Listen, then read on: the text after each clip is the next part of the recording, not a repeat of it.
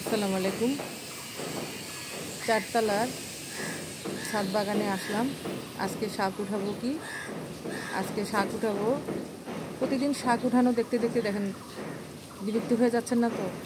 আপনাদের উৎসাহ বাড়ানোর জন্য আমি দেখাই, আপনারা যেন কোনো জায়গা যেন ফাঁকা না রাখেন। ছাদে যদি আপনাদের যদি জায়গা থাকে ওখানেও আপনারা ছাদ বাগান করবেন। যদি বাসার সামনে জায়গা ফাঁকা থাকে ওখানেও ছাদ বাগান করবেন। আপনাদের উৎসাহের জন্য কিন্তু আমি ভিডিওগুলি দেখাই। দেখেন এই যে খালা তুলতেছে অনেকগুলি শাক। আবার এখানে দেখেন আমিও উঠাইলাম এতক্ষণ। এই শাকগুলি দেখেন, এগুলি সব কিন্তু এতক্ষণ আমিও তুললাম। এখানে আছে হলো ডাঁটা শাক আর হলো লাল শাক মিশানো আজকে শাক উঠাবো। কালকে আমরা 2 পদের শাক উঠাইছিলাম, ওগুলি কিন্তু খাওয়া অলরেডি শেষ হয়ে গেছে। আমরা প্রতিদিন তুলে যদি রাতে তুলি, রাতে খাওয়া শেষ করি, যদি দুপুরবেলা তুলি দুপুরবেলা খাওয়া শেষ করি। যে রাধে সে কিন্তু চুলো বাটে। যারা পারে সব কিছুই পারে। তো কারোর সাথে হিংসাহিংসি না করে আপনারা নিজেরা ছাদ বাগান করে আপনারা নিজেদের চাহিদা মেটাতে পারবেন, আত্মীয় স্বজনকেও দিতে পারবেন। দেখেন অনেকগুলি তোলা হচ্ছে, অনেকগুলি শাক।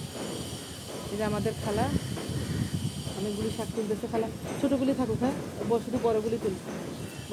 ছোটোগুলি আরেকদিন করা যাবে, ছোটোগুলি রেখে দিব, শুধু বড়গুলি উঠাবো, ছোটোগুলি আরেকদিন করা যাবে।